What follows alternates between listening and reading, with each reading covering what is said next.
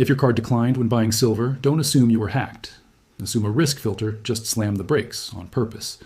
Viewers report this at big online dealers and local coin shops. If the same checkout that worked last week suddenly fails with no warning, that's because card payments carry tags banks can block instantly. You often only see not authorized, while the real reason stays hidden. Stay with me, because the why matters more than the decline. One tiny rule change can ripple across millions of accounts. Hit like and subscribe right now because these signals get buried fast. Your support pushes this into more feeds while it's still early. Here's the plumbing in plain English. Every transaction includes amount, merchant, location, and an MCC category code you never see. The MCC is a 4-digit label for what the seller is. Grocery, restaurant, airline, online service, each has one, and it shapes risk scoring. Bullion sellers can show up under different MCCs. The same dealer can even be coded differently after a processor change.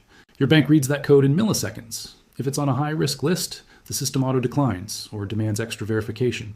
So a rep saying fraud protection can be technically true, but it doesn't explain why the category got stricter this week. In late January 2025, reports looked unusually similar across banks. Different states, different cards, but the same decline language. That still doesn't prove a backroom agreement. Shared vendors and shared models can create synchronized behavior without a phone call. But the outcome feels the same for you. You try to swap digital dollars for a hard asset, and the rails resist right at checkout. What most people miss is chargeback math. When prices whip around, scams and disputes jump, and banks turn conservative. Portable value also triggers compliance friction. Metals, some crypto on-ramps, and gift cards sit in the easy-to-resell bucket. Add unusual behavior, and the model clamps down. New merchant plus big amount plus online purchase equals instant suspicion. That's why your friend's card works and yours fails. Risk scoring is personalized, and it can change hour by hour. Even so, friction rises when confidence weakens. When liquidity feels tight, exits rarely get smoother for the average buyer. So what shifted that week to raise nerves? Look at plumbing data, not the loudest headlines. One key report is the Fed's weekly H41 balance sheet. Anyone can read it, and it shows where liquidity is parking. When reverse repo is high, cash is plentiful and cautious. When it drains fast, cash is relocating into other instruments. Across 2023-2024, reverse repo fell sharply from its peak. By early 2025, it was near post-pandemic lows, which changes incentives. Cash doesn't disappear, it relocates. It can flow into bills, bank accounts, equities, or hard assets, depending on fear levels. Small reallocations hit thin markets hard. A few $1 billion chasing silver can move availability faster than people expect. And silver is not just a coin story, it's industrial metal tied to real supply chains and real factories. Solar, electronics, medical tech, and defense all consume ounces. Investment demand piles on top when people start thinking about getting out. That's when retail shelves empty first. Paper prices can look calm while physical premiums jump in a single week. Premium is the loud signal. If spot is flat, but spot plus climbs, scarcity is speaking through the supply chain. Often, it's not mines running out overnight, it's bottlenecks. Refining, blanks, shipping, allocation, doing the choking. That's why coins vanish before big bars do. Retail inventory is a different pipeline than vault inventory, and it breaks sooner. Banks price that difference as risk. Stocks stay inside their ecosystem, but metal can leave and settle outside. Once physical leaves, it's final. There's no freeze button, no quick reversal, and no easy recovery if fraud is claimed. I'm not claiming a single villain here. I'm saying incentives push the same way. Reduce exposure, cut losses, slow high-risk flow. History rhymes even when tools change. Crowds move toward doors, and doors don't always widen when pressure rises. In 1933, Executive Order 6102 restricted private gold ownership. It was framed as stability, and it rewarded those who moved early. In 1971, the gold window closed for foreign governments. Convertibility changes first when redemption pressure gets uncomfortable. In 2008, temporary measures multiplied overnight. Limits, exceptions, and emergency tools became standard operating procedure. Modern payments can create the same friction quietly. No new law needed, just thresholds, flags, and automated denies. A decline also has boring causes. It can be limits, miscoding, an outage, or a network risk score spiking. Your payment touches multiple gatekeepers. The processor, the network, and the issuing bank can each block it for different reasons. Debit is often stricter than credit. That's why credit sometimes works when debit fails, even on the same merchant. If you want clarity, ask for the internal decline category. Request the reason code in plain language and note the date and time. If the same pattern shows up across institutions, watch it closely, especially when markets are tense. Silver moves with rates, liquidity, and get-out-first psychology. Block 2. Zoom out, and this becomes bigger than a checkout screen. When trust wobbles, people move toward assets outside someone else's promise. That can be metals, cash, short-term bills, or digital assets. The common thread is control, portability, and final settlement. Central banks have been net buyers of gold for years. That trend tightens physical supply at the margin, even if headlines ignore it. When big buyers prefer delivery, retail feels it first. Premiums widen, allocations shrink, and delivery windows stretch. China is often mentioned because its gold market is very physical. The Shanghai Gold Exchange emphasizes delivery more than paper betting. A persistent Shanghai premium versus London can be informative. It's a thermometer for physical tightness, logistics, and policy shifts. Now layer silver into the picture. Silver is vulnerable because it's money adjacent and industry critical at the same time. Solar demand is a major driver.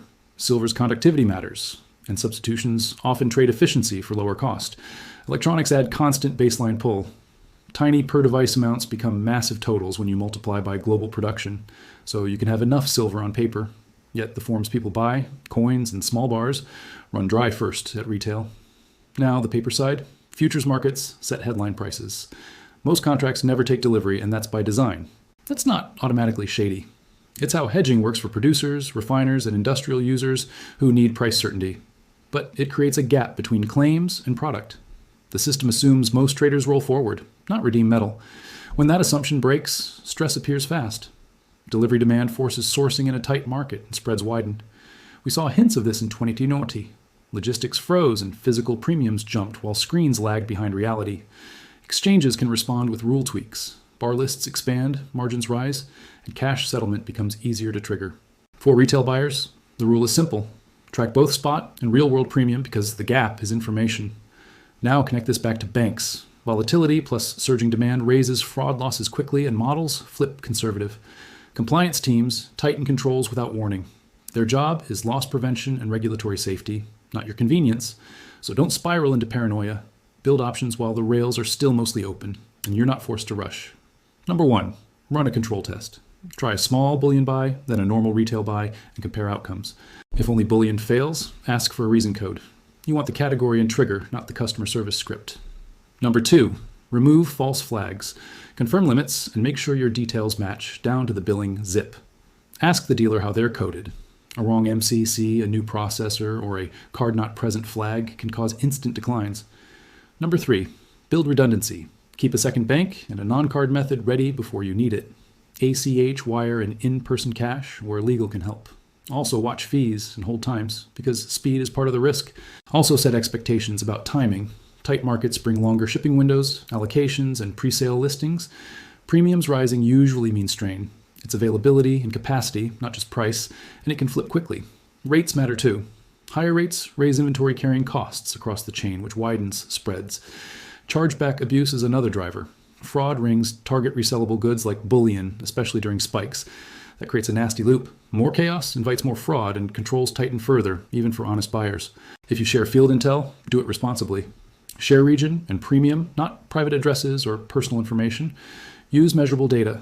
Approved or declined, premium, delivery estimate, payment methods accepted, and any stated limits. Remember, the layers are different. Dealer stock, refinery output, and warehouse reports don't move in sync, so signals conflict. If delays stretch, ask which link is tight. Blanks, distributors, hedging capacity, or pure order volume all imply different fixes. On crypto transfers, delays can be compliance review, but repeated slowdowns across banks can still be a meaningful pattern. Incentives matter.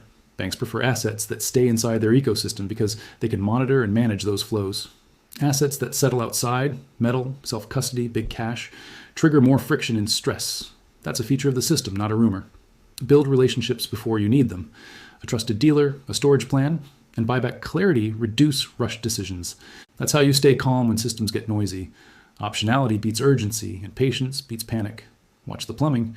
Reverse repo, repo spikes, deposit trends, credit spreads. Those often move before headlines and before social media. Watch the street signals too. Premiums, delays, allocation notices. When paper and physical diverge, that gap is the story, and it usually widens before it closes. Next time your card declines, don't just refresh the screen. Ask how many other people saw it at the same time and what changed right before it started.